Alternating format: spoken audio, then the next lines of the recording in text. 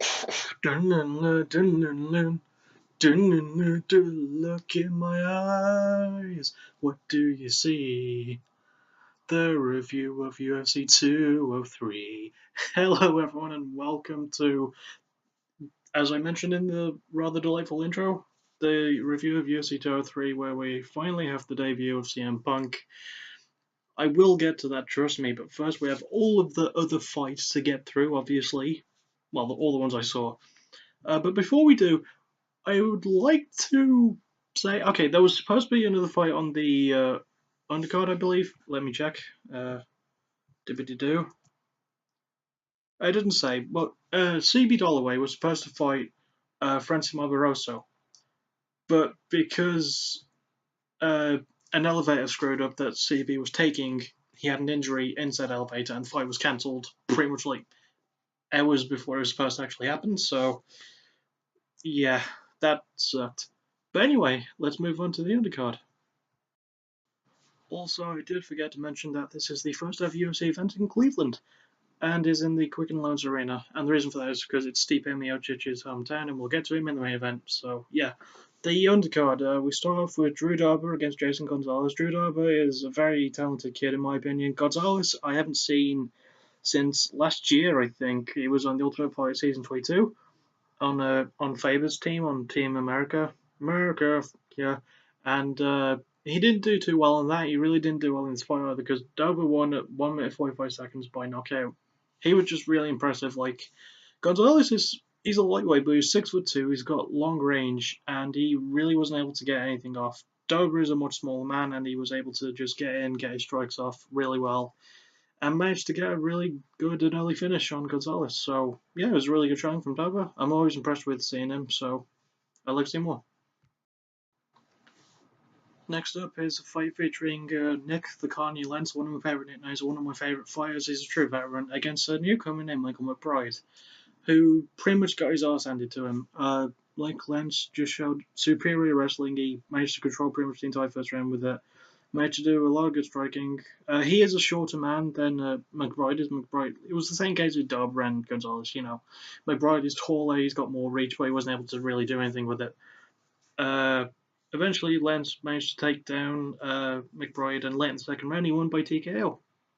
Managed to get him out and just managed to, just wouldn't stop raining down punch after punch after punch. It was really, really good. Good fight, good showing from Lentz. I always enjoy watching him fight, and yeah. Also, it was kind of catch weight bet because McBride missed weight by 3 pounds. Well, technically 2 because it's allowed to 156, but like, yeah. So, yeah. I mean, good showing from Lentz. Next up was a pretty close fight. Brett Tavares against Karen Magalhaes. Oh, sorry about that. My phone just vibrated because my battery's charged. And,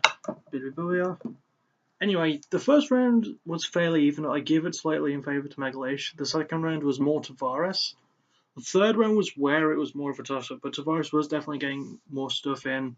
And he won by split decision. It was a close fight. It was a good showing from him. It was a good showing from Magalhaes as well. So, yeah, it was really, really well done from both of them. What more can I say?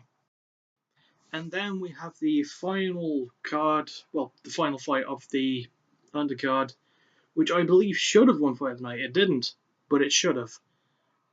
Jessica Evil Eye against Betch Correia. Now, not many people like Correia, and this fight, while it should have won Fight of the Night, the wrong person won. By which I mean Correia won by very narrow split decision, even though she should not have won, because Jessica clearly won, in my opinion. She was landing a lot better strikes. She was landing more. She got robbed, in my opinion. She honestly did. I'm not sugarcoating this. Jessica should have won that fight. Correia, it just wasn't a good call, okay? It was a great way to end the card. Should have won Fight of the Night, but didn't. And Jessica should have won the fight itself, but didn't. What can a guy do? I mean, I only review it, I don't make the rules. Next up, we start with a couple of my favourite female fighters in the strawweight division, as Joanne Jojo Calderwood from Scotland, Scotland. I don't know why I said that, I'm not from Scotland, but whatever, against Jessica Andrade. And Andrade won by guillotine choke near the end of the first round. it was really well done as well. Like, Fred, there was a couple of guillotines that people tried but really couldn't get. Pardon me, that was terrible. And she just managed to get a really good one. I don't remember exactly how, but she got it. Yeah, it was a good showing from her, George. She's, someone who I think is very underrated and always enjoy watching fight. And same goes for Calderwood.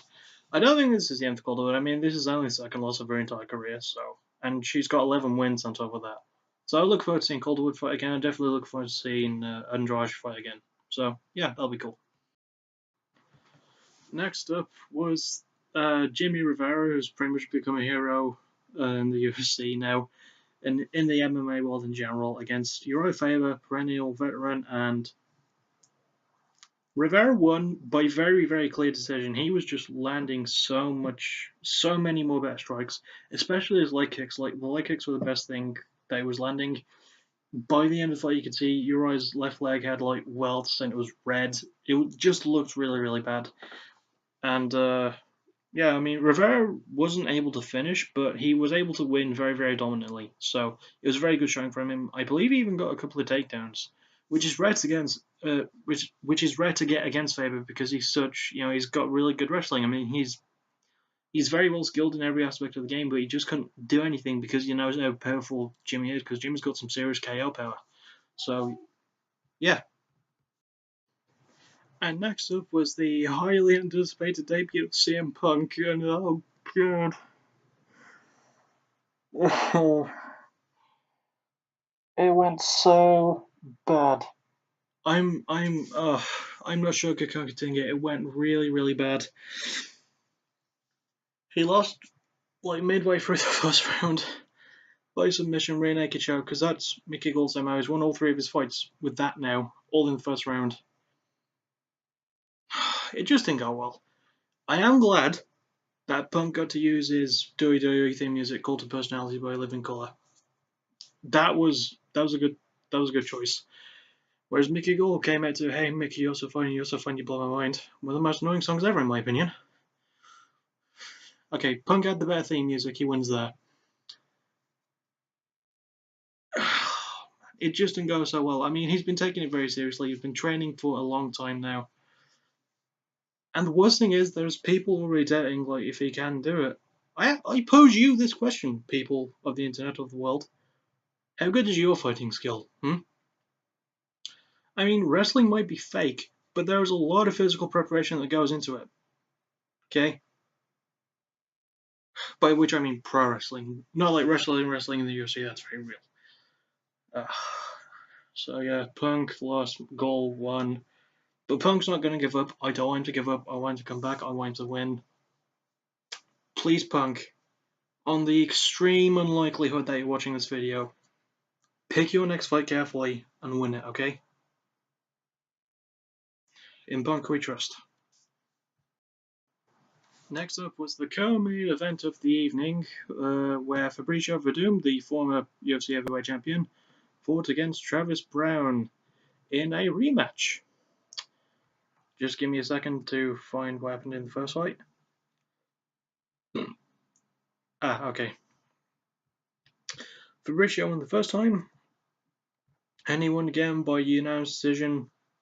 And this was probably the most boring fight on the card, in my opinion. It didn't do Browne any favors.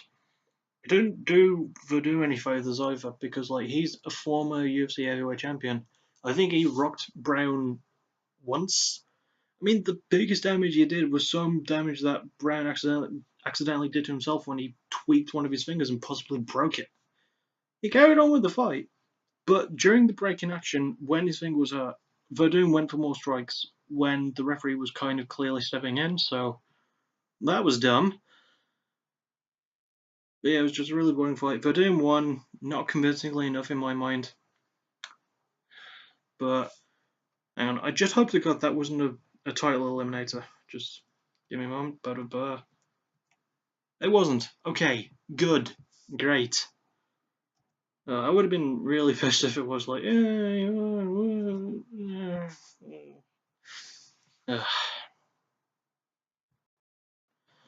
And finally, the main event of the evening, Stipe Miocic against Alistair Overeem. And to pretty much everyone's shock and awe when it comes to heavyweight title, Stipe actually defended it. Oh my fucking god, I know. Okay, for those of you who don't know about the UFC, since the UFC heavyweight title, since Velasquez lost the heavyweight title, it's been bouncing back and forth for so long now, at least like 3 years.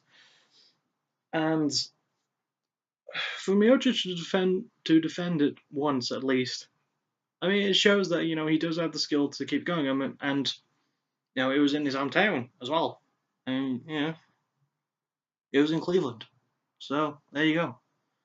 And this was fight night, by the way, not the Andrade Ali fight, which should have been fight night. This was fight night. It was a good fight. I'll give it that. It was a good fight. Alistair did rock Miocic a couple of times.